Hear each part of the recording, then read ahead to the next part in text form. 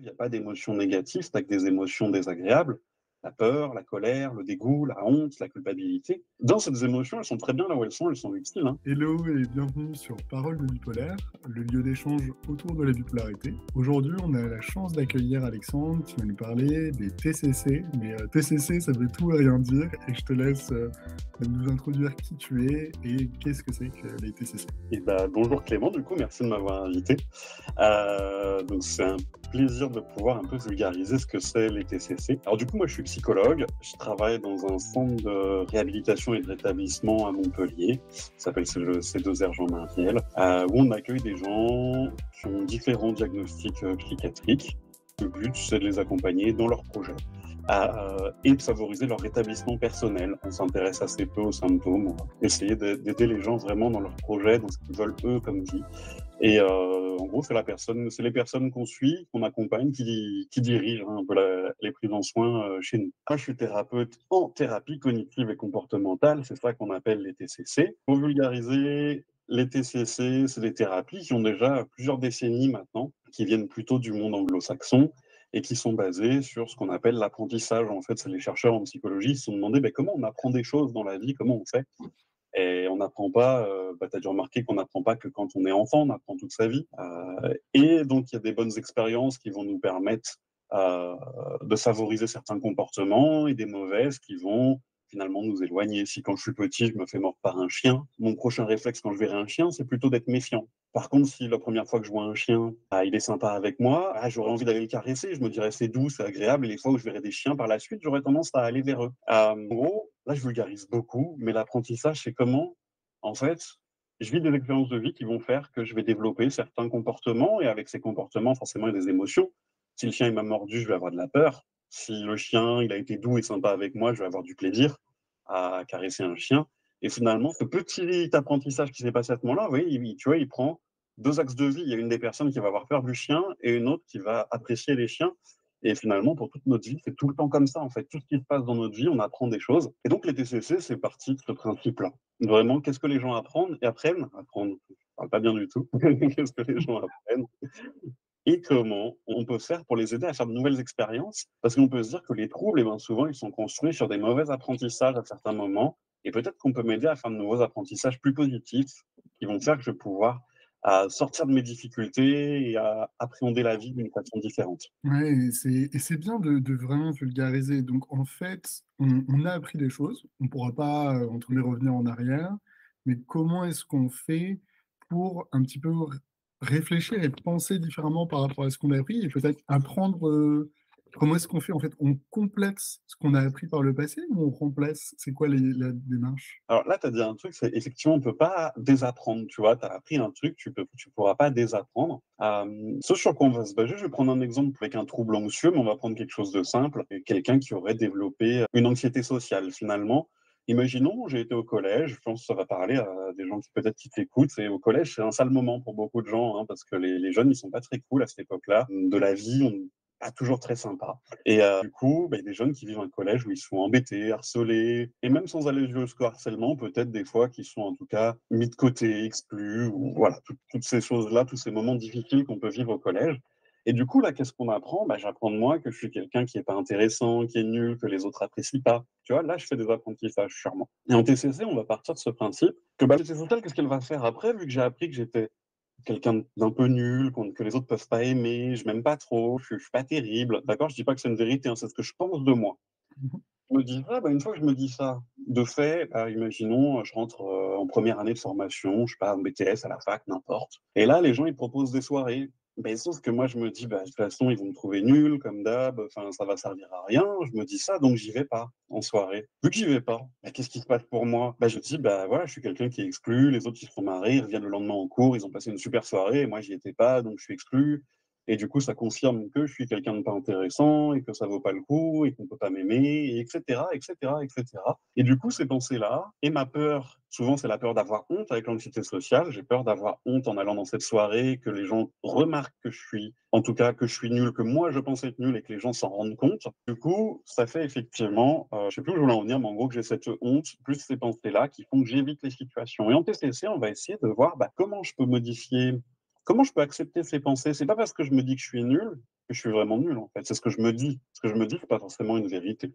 D'accord? D'ailleurs, je connais personne qui est nul dans tout. Peut-être on peut être nul dans un truc et c'est pas grave, en fait, on a le droit. Mais je connais personne qui est nul dans tout. Ça n'existe pas, ça, quelqu'un qui serait nul dans tout. Donc, on va essayer de voir comment on peut changer ses pensées. Est-ce qu'on peut les changer ou les accepter, en tout cas? C'est plutôt ça qu'on fait à l'heure actuelle, accepter ses pensées. Se dire, c'est pas grave si je me dis que je suis nul, mais par contre, peut-être que je pourrais aller à la soirée pour voir, vraiment, pour tester. Et le but, c'est d'aller tester la soirée, de se dire, bah, le plus, c'est d'y aller. Vu que j'ai de l'anxiété qui me pousse à pas y aller, vu que j'ai honte, j'ai peur d'avoir honte, ça me pousse à pas y aller, et bah, déjà y être allé et me rendre compte que je peux faire quelque chose malgré la peur, malgré la honte, ça me fait déjà une nouvelle expérience assez positive. J'ai peut-être pas parlé beaucoup à cette soirée, mais en tout cas, j'ai réussi à y aller malgré mes peurs. Et ça, c'est une belle expérience quand même sur soi. Et grosso modo, voilà, c'est ça le but des TCC, d'aider les gens au concret. Et peut-être ce qui éloigne un peu des thérapies classiques ou de soutien, c'est qu'effectivement, c'est beaucoup plus proactif que des thérapies telles qu'on peut voir dans les films où les gens ils parlent de leur passé ou de leurs problèmes.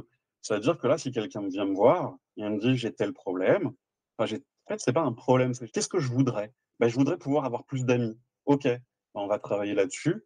Du coup, pour avoir plus d'amis, il faut que je surpasse cette anxiété-là qui m'empêche d'aller en soirée. Ben, on va travailler là-dessus avec des techniques concrètes, des exercices, et aussi comprendre que c'est normal en fait que j'ai cette anxiété par rapport à ce que j'ai vécu dans ma vie. Tu vois, on balaye pas non plus, on dit pas, bah, tu as vécu du harcèlement dans ta vie, c'est pas grave. Non, on le prend en compte et on peut le travailler dessus, mais en travaillant aussi sur le présent, comment on fait pour changer ça aujourd'hui. Et notamment lorsque on vit cette expérience, en reprenant ton exemple de je vais à une soirée, je me rends compte que socialement, au final, bon, j'ai réussi tout de même à justement à discuter avec quelques personnes et justement ça dans l'apprentissage, est-ce que justement on va se baser sur cette nouvelle expérience qu'on a appris pour ensuite construire? Comment ça se passe en fait? Alors, du coup, on appelle ça l'apprentissage par inhibition, c'est-à-dire que ce que tu as appris avant, les autres sont dangereux, ils vont se foutre de ma gueule, ça c'est ce que tu as appris au collège. Et imaginons, tu l'as appris pendant 4 ans. Donc, pendant 4 ans, ton cerveau, il a appris ça, donc il a enregistré ça. On va imaginer que c'est devenu une route automatique pour lui. Il voit d'autres gens de ton âge, il dit ça, c'est synonyme de danger. Et ça, c'est devenu une autoroute dans ta tête. Tu vois, ton cerveau, il a pour but de te protéger et il se dit, bah, les autres, c'est de la menace. Et il l'a bien, bien appris. Donc, en fait, c'est vraiment, entre tes neurones, c'est comme un autoroute et que ton cerveau, il l'utilise parce que c'est simple d'utiliser l'autoroute. Tu vois, il y a plein de voies et tout, on peut passer, on peut aller vite, c'est cool. Et du coup, nous, ce qu'on va faire, c'est l'apprentissage par inhibition, c'est-à-dire qu'on va essayer d'ouvrir une nouvelle voie. Sauf qu'avec une seule expérience de soirée, tu vois, ton cerveau, il a soit l'autoroute, soit ta première expérience qui est un tout petit chemin de terre. Alors moi, je dis aux gens, après, le chemin de terre, il va falloir qu'on passe dessus. Tu sais, à force de passer sur un chemin de terre, bah, il devient de plus en plus large. On voit que les gens sont passés dessus. Et le but, c'est que ce nouveau chemin devienne une nouvelle autoroute et que sur l'ancienne autoroute, il y ait de l'herbe qui est poussée, il soit plus entretenu, tu vois, enfin vraiment. Mais pour ça, il faut répéter. Effectivement, il suffit pas de faire une bonne expérience pour enlever des années de maltraitance ou d'anxiété ou de peur ou de honte, voilà, tout ce qu'il peut y avoir dans notre passé. Donc effectivement, on recommence, on recommence. Ça va plus ou moins vite chez les gens. Je ne peux pas donner d'idées. Il y a des gens avec qui ça va très vite. Et plus on fait des expériences très positives, plus on se challenge en fait, plus ça va aller vite dans beaucoup de cas. Plus on y va tout doucement, plus ça met du temps, effectivement. Mais ça, c'est pas une incitation à aller vite dans la thérapie, d'accord? Ça dépend vraiment du caractère des gens. Il y a des gens qui veulent foncer, il y a des gens qui veulent prendre leur temps. Les deux sont OK. C'est juste qu'effectivement, voilà, on ne peut pas prévoir le temps de la thérapie, précisément. Oui, alors ça, je comprends que le temps de la thérapie, c'est assez difficile, mais comment ça se passe une séance en TCC justement? Là, en fait, je vais ajouter un petit truc, c'est que là, j'ai donné l'exemple classique d'où viennent les TCC, mais à l'heure actuelle, ça regroupe plusieurs dizaines de thérapies différentes. C'est très différent, je donne quelques exemples, mais effectivement, il y a la thérapie comportementale dialectique pour les gens qui ont un trouble borderline, il y a des thérapies spécifiques aux troubles bipolaires, il y a des thérapies, ce que moi je pratique, les thérapies spécifiques pour des gens qui auraient de l'entente de voix, qui entendent des voix par exemple, ou des idées de persécution. Tu vois, rien que là, on a déjà 4 thérapies différentes. Encore pour la bipolarité, il y en a plusieurs. Donc du coup, rien que là-dessus, tu vois, on est déjà sur plusieurs thérapies différentes, donc le déroulé va être différent selon finalement ta cible. Si on travaille à des problèmes de gestion de la colère, c'est très différent de pouvoir travailler la dépression quand tu es en phase down au cours d'une bipolarité. Mais grosso modo, ce qui va se passer dans une séance, on va refixer, on se voit pour tel problème, vous en êtes où? Qu'est-ce que vous avez fait par rapport aux exercices qu'on s'était fixés la fois d'après? Qu'est-ce que vous avez fait? On pratique en séance, souvent on pratique des exercices en séance où on travaille sur une situation spécifique en séance pour mieux la comprendre. Je suis allé en soirée et je me dis que j'ai pas réussi à parler aux gens et du coup je me dis que je suis nul. Moi, je vais répondre avec la personne, je vais dire, attends, non, l'objectif, il était d'aller en soirée, et vous avez eu peur de parler aux gens. Est-ce que c'est pas normal d'avoir peur quand on a vécu des sales années comme vous avez vécu au collège? Et du coup, c'est reprendre cette situation pour ramener à la personne à la comprendre mieux et dire bah, plutôt un succès, c'est pas un échec. Mais ça, c'est du travail en fait de commencer à changer son point de vue. Et ça, c'est beaucoup fait en TCC. On aide à voir autrement la situation d'une façon qui est des fois, alors pas de façon bisounours, hein, on va pas dire ouais, vous avez parlé à personne, mais ça se trouve tout le monde vous a trouvé super. C'est peu probable. On va plutôt dire, vous n'avez parlé à personne, mais les gens ne vous ont peut-être pas trouvé nul pour autant. Et vous, votre objectif, c'est d'y aller, donc l'objectif est atteint. Et c'est déjà beaucoup de courage d'aller à une soirée quand on a de l'anxiété sociale. Donc, succès 1, réussi. Voilà, c'est un peu ça de revoir dans le contexte. Donc, on fait tous ces exercices qu'on fait de thérapie pendant la séance. À la fin de la séance, on planifie des nouveaux exercices pour la semaine d'après. Et on recommence la semaine suivante. Sachant qu'au début, quand même, les premières séances, il y a une évaluation, parce qu'il faut que le thérapeute comprenne ce qui se passe quand même, parce que sinon on ne peut pas trop aider la personne. Et il y a ce qu'on appelle une analyse fonctionnelle, où on va décrire ensemble. On a vraiment un rapport collaboratif. C'est pas le thérapeute qui dit, moi, je pense que c'est comme ça pour vous. C'est on pose une feuille au milieu, on a des cases un peu à compléter, à dire bah, qu'est-ce qui se passe pour moi dans cette situation, au niveau de mes émotions, au niveau de mes pensées. Et on fait ça ensemble. Ça fait partie des premières séances aussi. Des fois, on aide la personne à comprendre son problème. Il faut qu'elle soit. Moi, je veux pas que les gens ils soient dépendants de moi. Et en TCC, on veut pas ça. On veut que les gens ils comprennent leurs propres problèmes. Comme toi, ça doit te parler, voilà, de savoir qu'est-ce que la bipolarité. La meilleure personne la personne qui doit le savoir, c'est pas moi, c'est toi. C'est toi qui es concerné le plus. Et du coup, on veut pas que tu sois dépendant des soignants. On veut pas que les gens soient dépendants des soignants. Donc, c'est à eux de connaître le mieux possible. Donc, on leur transmet tout notre savoir. Le but, c'est qu'ils soient aussi experts que nous. Ouais, et c'est vrai que c'est assez particulier dans l'approche, dans le sens et dis-moi d'ailleurs, enfin, c'est une perception que j'ai entendue, c'est qu'en TCC, il y a vraiment potentiellement une fin. C'est-à-dire qu'au bout d'un certain nombre, de séances, entre guillemets, on a atteint les objectifs et la personne peut justement revenir avec la connaissance qu'elle a appris et elle n'a plus besoin. Alors que parfois et enfin, dis-moi, dans la psychanalyse, donc je crois que c'est une autre forme, de thérapie, il y a un côté où ça peut durer, 20 ans, 30 ans et limite sans fin. Et comment est-ce que tu expliques que justement il y ait une approche qui soit très, cadrée, dans le temps et une autre pas du tout? Sur, les TCC en général, alors c'est ce qu'on appelle ça peut être des thérapies brèves, mais alors bref, faut quand même, entre guillemets, parce que sur des troubles plus importants, plus intenses en fait vérité, il y a des gens que j'ai vus pendant 2 3 ans, donc ça peut ça.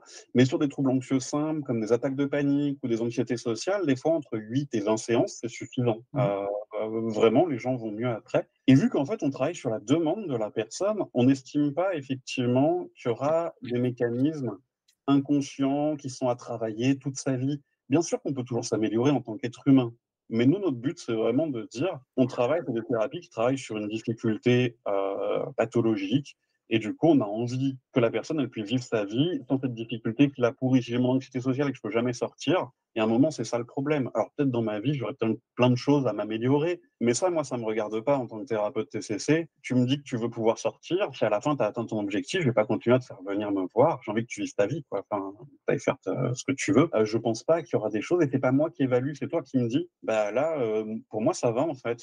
On a fait ce qu'il faut, ça va mieux. J'ai pas envie de continuer et c'est OK en fait, il y a pas de problème. Et d'autres fois, on a des gens, bah, on commence avec l'anxiété sociale, puis après, au bout de 20 séances, l'anxiété sociale, ça va mieux, puis ils me disent, bah, il y a un autre truc qui me dérange, j'ai un nouvel objectif. Bah, on est reparti sur une autre TCC de ce nouvel objectif. Ça arrive aussi. Et on va refaire 20 séances là-dessus. Et là, ils me disent, bah là, c'est bon, voilà, on a traité mes 2 problèmes principaux, j'ai envie de faire ma vie. Voilà. Bien sûr, après, qu'on donne aux gens des outils aussi pour apprendre à gérer tout seul. Donc, on fait ce qu'on appelle la prévention de la rechute. Voilà, tout ça pour que les gens, ils aient pas à revenir au bout de 2 semaines en disant, ah, bah, dès que je vous vois plus, ça va plus.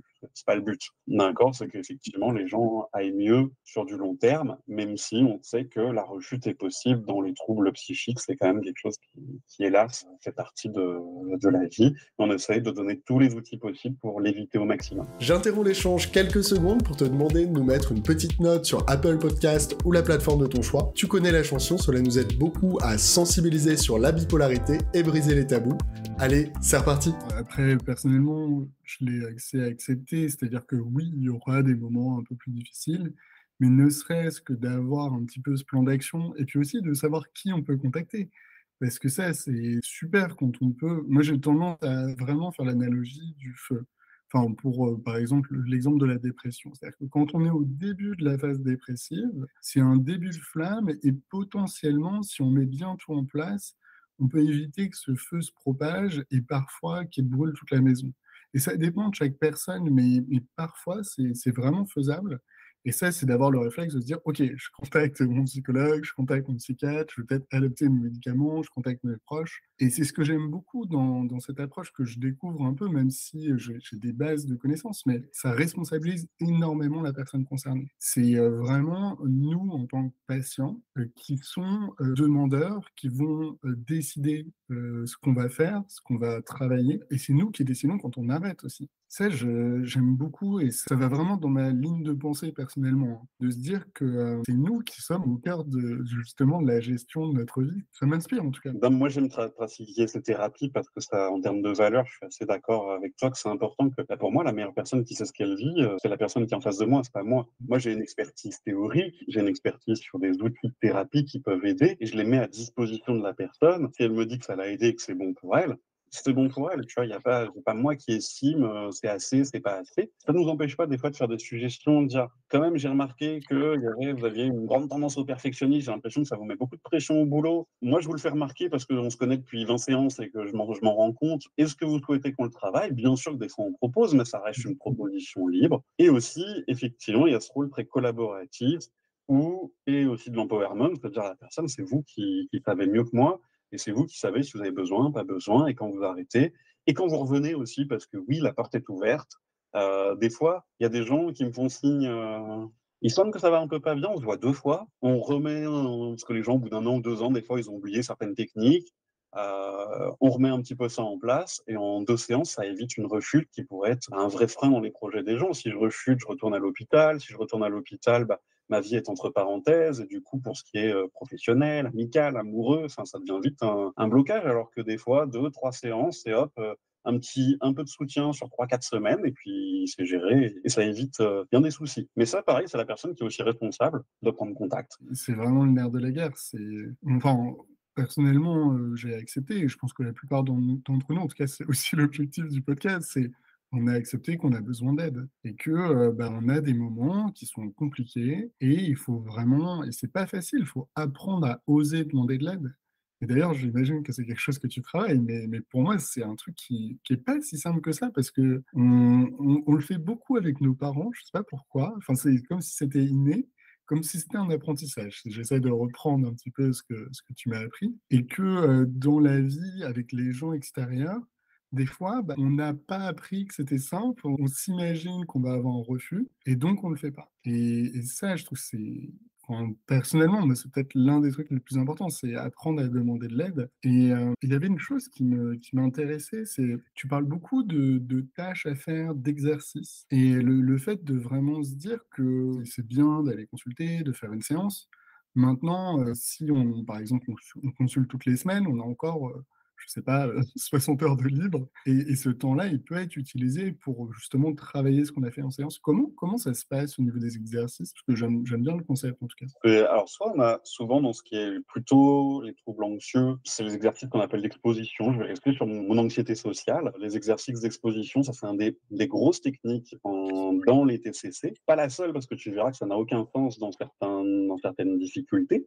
Mais pour les troubles anxieux, en fait, c'est un truc qui marche bien. C'est-à-dire, effectivement, je vais aller faire les choses qui me font peur. En fait, c'est vraiment considérer, apprendre que je suis capable. Tu vois, la peur, elle a pour but, l'anxiété, c'est une réaction physiologique qui a pour but de me faire fuir ce qui est dangereux pour moi, ou combattre si j'ai pas le choix de fuir. Mais du coup, ça fait accélérer le rythme cardiaque, ça tend les muscles. Du coup, ça fait toutes ces réactions qui sont assez désagréables. Je précise pour dire, dans une attaque de panique, on ne peut pas mourir, c'est une hypertension. On ne peut pas s'évanouir, on ne peut pas mourir et on ne peut pas devenir fou. C'est un mécanisme normal du corps, d'accord, qui est fait pour se défendre face à la menace. Donc je le dis parce qu'il y a beaucoup de gens anxieux qui pensent que ça pourrait vraiment leur faire du mal. Et du coup, c'est ça qui augmente l'anxiété. Si je me dis que je peux mourir, faire un arrêt cardiaque ou devenir fou, bah, j'augmente mon anxiété. Donc voilà, petite parenthèse, on ne peut pas. Au contraire, on peut faire un gros sprint, on va faire le meilleur score de sa vie parce que vu qu'on est bien tendu pour fuir, et ben on a tous les muscles qui sont prêts. D'ailleurs, on a la boule au ventre aussi, tu vois, la boule au ventre de l'anxiété, ça c'est parce que le corps il coupe la digestion, parce que la digestion ça prend trop d'énergie. Pour fuir, ça sert à rien. On n'a pas besoin de digérer, on a besoin de courir, donc du sang de l'oxygène dans les muscles, du coup le sang qui amène l'oxygène dans les muscles. C'est pour ça qu'on est tendu de partout et qu'on s'agite pas mal. Du coup, cette anxiété, elle a pour but de me faire fuir et faire fuir quelque chose qui me fait une émotion. Donc l'anxiété n'est pas une émotion, l'émotion c'est plutôt la peur en général. Donc j'ai peur de la situation sociale, donc je veux la fuir. J'essaie de montrer aux gens, en fait, je suis capable de survivre à cette émotion de peur, en fait, que je suis capable de la surmonter, que c'est pas si grave, en fait, de monter en anxiété, et que c'est OK. Parce que ce qui se passe, qui a été beaucoup montré par les chercheurs, c'est que les émotions désagréables, pas négatives, il n'y a pas d'émotions négatives, c'est que des émotions désagréables, la peur, la colère, le dégoût, la honte, la culpabilité. Dans ces émotions, elles sont très bien là où elles sont utiles. Hein. C'est utile d'avoir peur, c'est utile d'avoir honte, c'est utile d'avoir de la culpabilité. Par contre, est-ce que j'ai raison d'avoir peur quand je vais à une soirée? Bah ça, c'est mon cerveau, il a eu des mauvais apprentissages et il a appris un truc qui n'est pas tout à fait vrai. Mais du coup, c'est dire, cette émotion, alors je me suis décalé, mais je reviens à ce que je disais. Les chercheurs, ils ont montré que plus j'accepte cette émotion, plus je me dis c'est OK pour avoir peur, moins je vais avoir peur. Alors plus je me dis je ne devrais pas avoir peur, je ne devrais pas avoir peur, c'est horrible d'avoir peur, plus je vais faire soit des évitements, faire des choses pour supprimer cette peur. Donc soit ce qu'on appelle les évitements, donc ne pas aller à la soirée, ne pas côtoyer de nouvelles personnes, etc. Mais ça m'amène à quoi? Eh ben à avoir encore plus peur parce que j'enregistre qu'effectivement, je ne suis pas capable de faire ces choses-là, etc. Donc les fois d'après, ça me fait encore plus peur. Plus je mets du temps à les faire, plus j'aurai peur. Et donc ça pose le problème que je vais éviter de plus en plus je vais avoir peur. Et en plus, j'apprends sur moi que je ne suis pas capable, donc je me donne une image de moi, au niveau de l'identité. C'est pas terrible. Alors que l'exposition, ça a pour but de voir, tiens, mais en fait, je suis capable de supporter la peur ou la honte. Dans l'anxiété sociale, je vais te donner un exemple. On va se taper la honte, mais genre vraiment, on va faire des trucs débiles. On va se mettre à un feu rouge, on fait coucou à toutes les voitures qui passent. On va promener un bâton en laisse. Tu vois, on met un bâton en laisse comme si c'était son chien, puis on le tire dans la rue, puis on fait allez, Médor, viens avec nous. Et les gens nous regardent, genre c'est bizarre. Et c'est bizarre. Mais en fait, ce que se rendent compte les gens dans ces cas-là, c'est que oui, moi je dis aux gens, je le fais avec eux, hein, les gens, donc les thérapeutes TCC font normalement, s'ils font bien les choses, ils font les exercices avec les gens. Donc on se tape la honte et on les fait même en premier pour montrer que c'est faisable. Donc on fait ces exercices-là, on se tape la honte et on apprend que c'est pas si grave en fait, la honte, on n'en meurt pas. A priori, ça n'a jamais tué personne. Que d'avoir peur de faire les choses, pas si grave. Et qu'en plus, souvent on redoute bien plus, on se dit, bah, les gens ils vont me juger, ils vont penser que je suis nul ou que je suis bête. Et en fait, ce qui se passe souvent quand on fait des trucs comme ça, c'est que les gens, alors 90% s'en fichent. Voilà. Ils regardent même pas.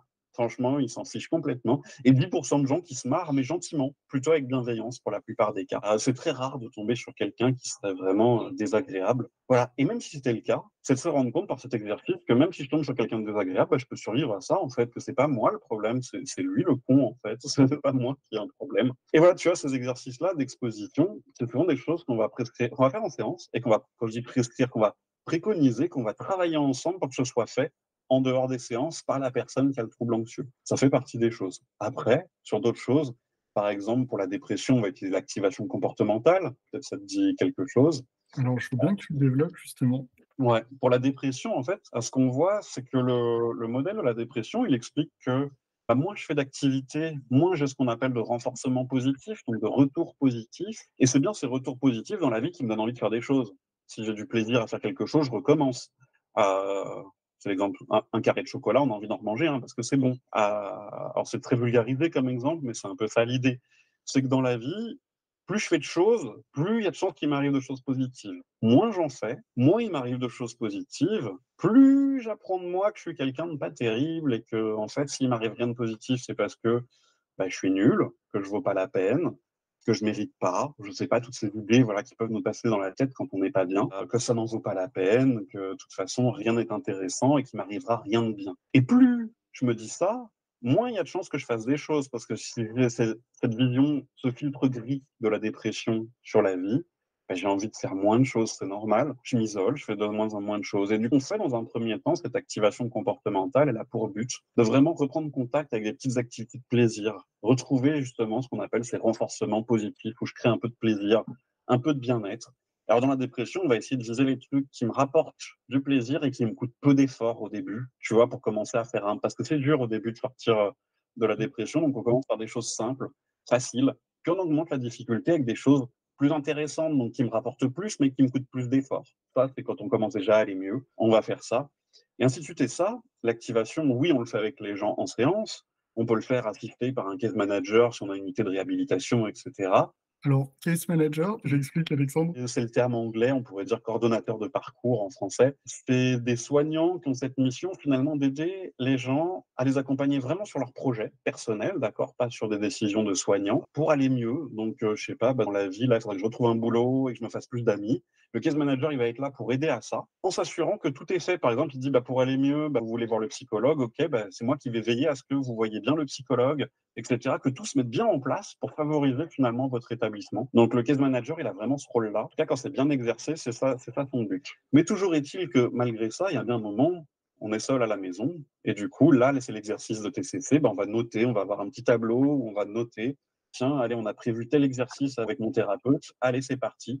Je sais pas, ça peut être sortir 5 minutes, prendre l'air dehors plutôt que rester enfermé toute la journée. Allez, si c'est réussi, c'est un succès. On valide, et ainsi de suite. Et on augmente de plus en plus. Tu vas me dire, sortir 5 minutes, c'est rien du tout. Là, au début, quand on va pas bien, c'est déjà un succès. Pour moi, j'avais réussi ma journée, clairement. Et je pense que c'est important de le dire parce que c'est vrai qu'aujourd'hui, ça va relativement bien. Mais je pense que oui, c'est ça. Pour la plupart, on est passé par ces moments-là où, ne serait-ce que de se lever, de prendre sa douche, d'ouvrir les volets, déjà, c'est un effort. Et c'est pas simple. C'est vrai qu'on a, enfin, moi, je me remémore des moments, passés et oui, il y a des moments où on a l'impression que c'est une montagne et ça, donc c'est vraiment aider la personne à justement faire ces petites choses, petit à petit et c'est vrai que bon, l'anxiété et la dépression, pour ma part, c'est des fois assez lié, mais j'imagine que tu fais un peu comment ça se passe justement? Parce qu'on peut arriver avec 2 choses qu'on travaille ensemble ou c'est vraiment une chose à la fois? Comment ça se déroule justement, Alexandre? Tu vois, quand l'anxiété et la dépression sont liées, c'est souvent qu'on les travaille un peu en même temps. Parce que tu peux avoir, je suis déprimé, j'arrive pas à faire des choses, mais en plus, ça me stresse à fond de faire tel truc, ça me fait peur, etc. Donc, ça augmente la difficulté. Donc, effectivement, on va essayer de voir, en fait, en TCC, à l'heure actuelle, dans les TCC les plus modernes, les diagnostics, on s'en fiche un petit peu. Que les gens, ils aient une dépression, un trouble anxieux, un TOC. C'est pas vraiment ce qui est important. Ce qui compte, c'est les processus un peu qui mènent à ça. La dépression, communément avec les troubles anxieux, il va y avoir ces mécanismes d'évitement. J'évite toutes les situations qui pourraient me stresser ou me faire des émotions, etc. Du coup, ce qui m'empêche de faire des apprentissages positifs sur moi-même. Donc finalement, ça devient des mécanismes assez communs qu'on peut travailler en même temps. Finalement, ça peut rentrer dans les exercices. À la fois, sortir 5 minutes, ça me fera du bien. Et à la fois, un petit exercice qui me fait un peu stresser. Je sais pas, rappeler un ami de qui j'ai pas pris des nouvelles depuis 2 ans. Ça me fait un peu stresser, ça, c'est un peu de l'anxiété, mais allez, on se le met aussi, ça peut rapporter du plaisir et on va se l'ajouter. Tu vois, ça devient des façons de mieux apprivoiser ses émotions. Et on va continuer à travailler dans la dépression. Tu as dit aussi, on se sent pas capable d'eux, on se dit qu'on n'est pas capable d'eux. Et ça va être aussi de travailler sur les pensées, se dire attention, déjà déculpabiliser. La dépression, ça ne veut pas dire que tu es nul. La dépression, elle nous dit ça. Hein. Elle te dit tu es nul. Alors qu'en réalité, c'est une pathologie. Ce qu'elle dit, c'est faux. D'accord. C'est juste que tu es en train de vivre effectivement une dépression et du coup, c'est normal que tu ne te sentes pas capable. Ça ne veut pas dire que tu n'es réellement pas capable. Et ça, on le travaille aussi en même temps. Et ça, tu vois, ça va m'aider autant dans un trouble anxieux que dans une dépression. Ce truc de percevoir que mes pensées, c'est que des pensées, c'est que des perturbations dans ma tête. C'est pas parce que je me dis que je suis nul que c'est une vérité. Ou c'est pas parce que je me dis ce chien va me mordre qui va me mordre. C'est des phrases, c'est des pensées qui viennent me perturber. Et si je les écoute, elles vont me faire éviter un certain nombre de comportements et contribuer à faire que je vais aller pas bien. Alors si je me dis que le chien va me mordre, mais je vais quand même aller le caresser, je vais le caresser, puis là, je vais me rendre compte que le chien, il me mord pas.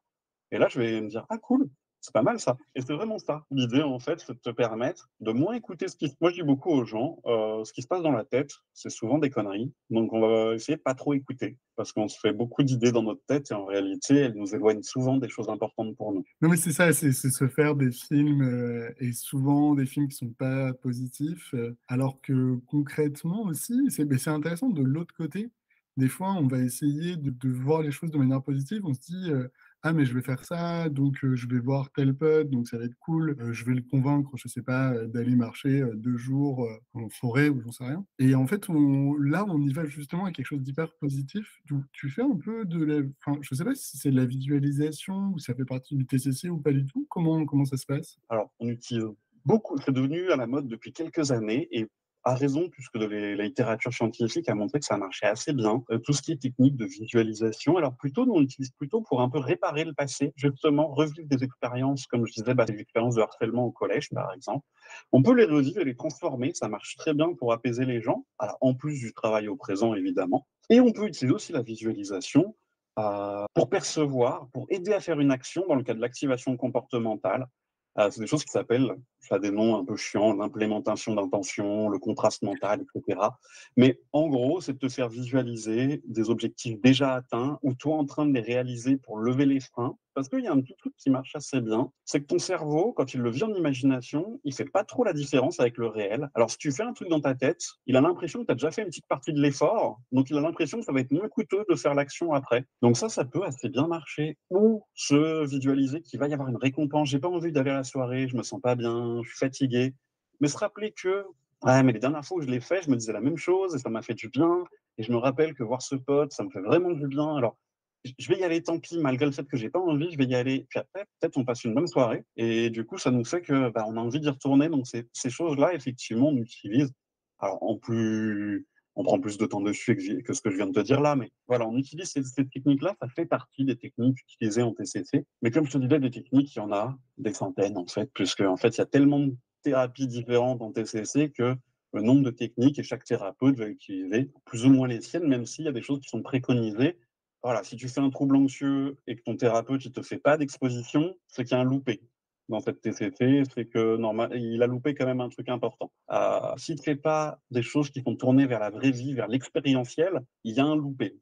Tu vois, parce que c'est quand même les trucs de base. On sait que ce qui va aider le plus les gens, c'est la vraie vie, en fait, c'est de vivre des vraies choses. C'est pas de voir un thérapeute dans un bureau pendant 1 heure. Hein. Nous, on est là pour aider les gens à vivre des vraies choses positives dans la vraie vie. Moi, je considère que mon bureau, je dis la vraie vie parce que je considère que mon bureau, c'est pas la vraie vie. C'est un instant, c'est un espace clos d'1 heure, mais ce qu'on vit en vrai, c'est en dehors avec des autres gens, avec chez soi, avec des lieux, avec une temporalité. Et voilà, donc le thérapeute TCC, il est là pour t'aider à aller vivre des nouvelles choses. Voilà, Ok. c'est là qu'on connaîtra une bonne TCC. Une question qu'on me pose beaucoup et que je me suis d'ailleurs posée aussi, c'est dans quelle situation il faut aller voir un psychologue TCC ou un psychiatre au moment où j'ai été diagnostiqué? Tu un peu perdu, c'est-à-dire que tu te dis: «OK, mais concrètement, je fais quoi?» parce que mon psychiatre, moi j'ai suivi en libéral à ce moment-là, mais j'avais pas de psychologue en parallèle. Est-ce que toi tu recommandes de voir les 2? Je suis curieux d'avoir ton avis là-dessus. Alors, on va remettre les psychiatres.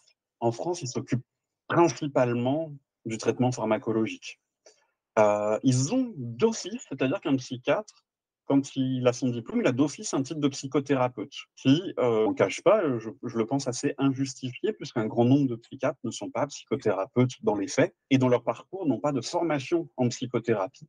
Voilà, je travaille à l'hôpital avec beaucoup de psychiatres que j'apprécie beaucoup, mais un grand nombre, effectivement, n'ont pas cette formation et le reconnaissent volontiers. Donc, c'est aussi important, effectivement, d'avoir en parallèle un psychothérapeute qui sont plus souvent des psychologues, puisque nous, c'est notre métier, nous, on ne peut pas prescrire de médicaments, hein, donc il faut qu'on aide les gens autrement, sachant qu'il y a des psychologues qui ne sont pas psychothérapeutes. On peut être psychologue du travail, neuropsychologue centré sur l'évaluation, des gens qui font des évaluations pour le TDAH, pour les troubles du spectre autistique, n'ont pas forcément une formation de psychothérapeute derrière. Donc, c'est aussi vérifier, je vais reprendre dans l'ordre. Donc, psychiatre, c'est plutôt pour les traitements, même s'il y a des psychiatres qui sont psychothérapeutes, et à ce moment-là, tu peux vérifier s'ils ont un titre, pour la TCC, pour les autres titres, je ne sais pas, mais pour la TCC, tu peux vérifier, par exemple, s'ils sont référencés sur le site de l'Association française de TCC. Donc, c'est en ligne. Il y a une espèce de carte, donc tu regardes sur ta ville et tu regardes les noms, tout simplement. Je mettrai Donc, le lien, comme ça vous pouvez regarder. tout à fait, parce que c'est important, parce que là, tu peux voir. Alors, sinon, tout le monde ne s'inscrit pas à cette association, c'est pas obligatoire. Mais sinon, tu peux vérifier effectivement sur le site internet de ton psychologue, ou tu peux lui demander est-ce qu'effectivement il a fait une formation complémentaire en TCC qui normalement dure entre 2 et 3 ans. Donc, c'est pas rien quand même, c'est 2 ou 3 ans en plus du diplôme. D'accord. Et c'est important de vérifier que ton thérapeute, il a ça, parce qu'il y a des gens qui. C'est pas protégé comme titre, donc il y a des gens qui disent oui, je fais des TCC. En réalité, ils ont eu quelques cours à la fac dessus, mais ils ne sont pas formés en psychothérapie. Peut-être qu'ils sont très bien, je ne sais pas, mais en tout cas, si tu veux une certaine sécurité, moi j'invite à être sûr que la personne elle a bien fait un diplôme en TCC, qui assure qu'elle a été supervisée par des gens qui sont plus anciens dans la thérapie, qui ont vérifié que la personne faisait des trucs corrects, qui a eu des enseignements, un certain nombre d'heures de cours, ça me paraît quand même important. Donc voilà, la différence chez 4 psychologues, elle se situe là. Et est-ce qu'il y a les deux? Bah en fait, là ça revient, est-ce que tu as une demande en fait? C'est surtout ça. Tu vois, y aller pour dire, voilà, je me dis, il faudrait que je fasse de la TCC, mais si ça va, je gère bien ma vie malgré une pathologie, c'est pas forcément nécessaire. Maintenant, je te dis, bah, c'est vrai que j'ai trop souvent de l'anxiété, ou j'ai trop souvent de la colère, ou j'arrive pas à faire, j'entends des voix, souvent je les gère bien, mais souvent je galère. Bah là, peut-être qu'un thérapeute TCC peut t'aider. Il n'y a pas de contre-indication en tout cas. Il n'y a rien où on pourrait dire la TCC, elle n'a pas d'outils. Par contre, à nouveau, on va sur le choix du thérapeute. Tu vois, par exemple, moi qui travaille sur l'entente de voix, si tu vas chez un psychologue en libéral qui en a jamais fait, c'est sûr qu'il va être peut-être plus en difficulté pour t'aider que moi qui fais ça 50% de mon temps. Forcément, parce qu'il y a tellement de TCC qui existent que même quand on a une formation, on ne sait pas toutes les faire.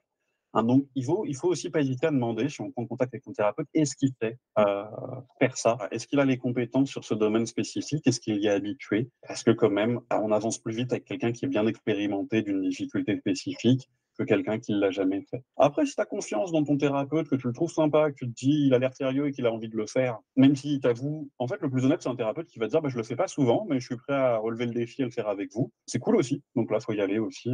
C'est pas forcément un problème. Mais c'est intéressant parce que c'est énormément de termes, énormément de logique qu'on connaît, enfin, moi que j'apprends encore tous les jours, hein. Et de se dire, OK, mais qui je vais aller chercher? Pourquoi? Sur quel, TCC? Et pourquoi d'ailleurs, enfin, moi c'est ce que j'ai beaucoup entendu, on parle beaucoup de la psychothérapie qui utilise le plus la méthode scientifique. C'est quelque chose qui revient assez souvent et pourquoi est-ce que c'est le cas? Alors, tu vois, moi, souvent, même les TCC, je trouve que, comme je t'ai dit, c'est tellement de thérapie que je trouve que ça veut plus dire grand-chose. Je vais plutôt parler finalement des thérapies qui sont basées effectivement sur les modèles en psychologie, donc la psychologie en tant que domaine scientifique.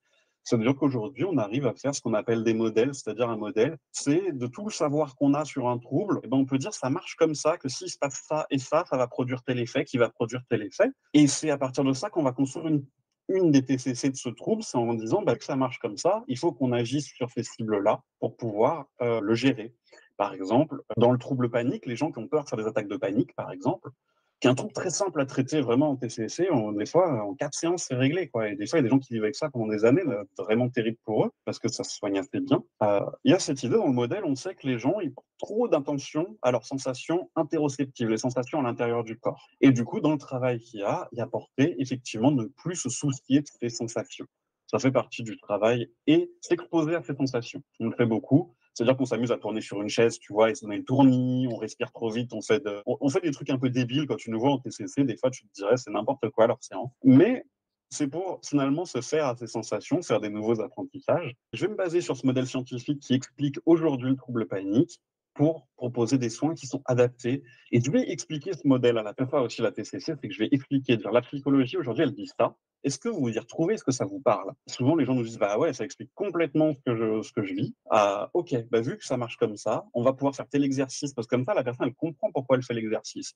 Elle ne fait pas juste l'exercice parce que je lui ai dit que c'était bien de le faire. Je fais l'exercice parce qu'effectivement, on sait que ça marche comme ça, donc en agissant à l'inverse, ça va marcher différemment. Et c'est pour ça que c'est scientifique, c'est parce qu'on teste nos résultats, c'est-à-dire qu'on fait des études pour se dire, bah, est-ce qu'on a une bonne efficacité de la TCC par rapport à rien, c'est-à-dire les groupes contrôle où les gens n'ont pas eu d'intervention. Donc déjà, on est plus efficace que rien. Et après, il y a beaucoup maintenant de thérapies qui sont testées versus un groupe relaxation. Est-ce que la relaxation, on sait que ça fait un peu d'effet. Ça peut contribuer à faire éviter les sensations, ce qui n'est pas toujours une bonne idée. Mais bref, ça fait de l'effet. Donc on dit, bah regardez, en fait, nos chiffres montrent que la TCC est plus efficace que la relaxation. Ça veut dire que c'est vraiment en soi la thérapie qui est plus efficace que juste passer un peu de temps avec la personne et donner un petit peu, être un peu sympa, quoi, etc. Et ça, les autres thérapies, en tout cas d'autres thérapies n'utilisent pas forcément de modèle parce que partent du principe qu'il y a des choses plus inconscientes qu'on ne peut pas vérifier.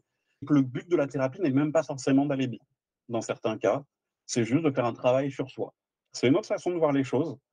Moi, je pars du principe que quelqu'un qui vient, qui a un TOC 8 heures par jour et qui ne peut plus vivre sa vie, bah, s'il me demande de l'aider avec son TOC, je vais partir sur l'aider avec son TOC pour qu'il puisse vivre sa vie.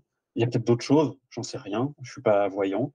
Mais en tout cas, je sais comment ça marche un TOC, je sais comment je peux aider cette personne, je sais comment je peux lui expliquer comment ça marche, et je sais quoi lui proposer pour essayer qu'elle aille mieux.